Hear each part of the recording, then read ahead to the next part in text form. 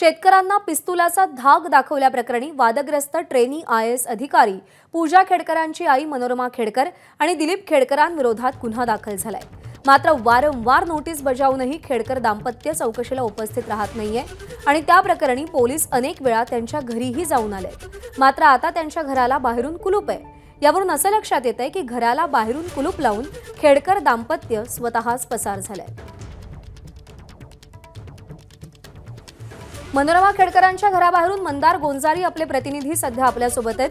Mandar, police शर्थीचे प्रयत्न करतायत त्या दाम्पत्यापर्यंत पोहोचण्याचे, पण अजूनही त्यांचा थांगपत्ता लागत नाहीये। काय अपडेट्स आहेत?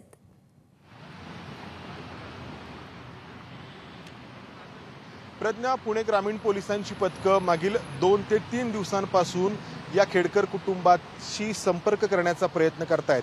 संपर्क होत नाहीये, त्यामुळे त्यांना आधी या बंगल्यामध्ये येऊन पोलिसांनी भेटण्याचा प्रयत्न केला, मात्र बंगल्याचं दार उघडण्यात आलं नाही। त्यानंतर हे खेडकर कुटुंब कुठे गेलं असा प्रश्न निर्माण झाला आणि आधी या बंगल्याला आतून कुलूप लावलं जात होतं। मात्र आत्ता जर आपण पाहिलं तर या बंगल्याला बाहेरून 2 कुलूप लावण्यात आलेली आहेत, कुलपं लावण्यात आलेली आहेत। हे एक कुलूप पितळेचं आणि हे दुसरं कुलूप। याचा अर्थ असा आहे की या बंगल्यामध्ये जे कोणी लोक होते ते इथून निघून गेलेले आहेत। आपण गेल्या काही दिवसांपासून पाहत होतो की बंगल्याच्या आतमध्ये लोक आहेत।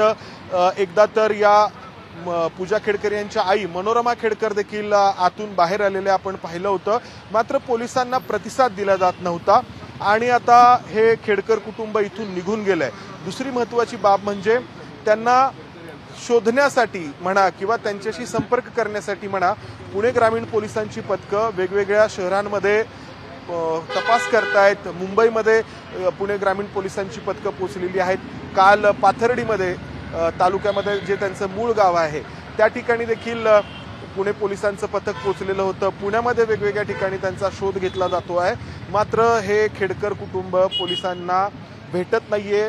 त्यांचे मोबाईल फोन देखील बंद आहेत आणि पोलिसांनी वारंवार त्यांना जे कोणी त्यांचे नातेवाईक असतील त्यांच्यामार्फत हे सांगण्याचा प्रयत्न केलाय की तुम्ही तपासामध्ये सहकार्य करा, मात्र हे सहकार्य होताना दिसत नाहीये। या बंगल्यामध्ये आपण पाहतो आहोत हे कुलूप या ठिकाणी लावण्यात आलंय। बंगल्याच्या आतमध्ये असलेली जी वाहनं आहेत ती तशीच आहेत। अपवाद फक्त ऑडी कार जी आहे ती पुणे शहर पोलिसांच्या सुपूर्द करण्यात आली आहे, पुणे पोलिसांकडे सोपवण्यात आली आहे। मात्र या ऑडी कारची कागदपत्र पोलिसांकडे देण्यात आलेली नाही, तर त्या दृष्टीने देखील पोलिसांना काही माहिती घ्यायची आहे या खेडकर कुटुंबियांकडून, मात्र सहकार्य त्यांच्याकडून जे अपेक्षित आहे ते होत नाहीये आणि हे खेडकर कुटुंबीय आपण पाहतो या बंगल्याला बाहेरून कुलूप लावून इथून निघून गेले।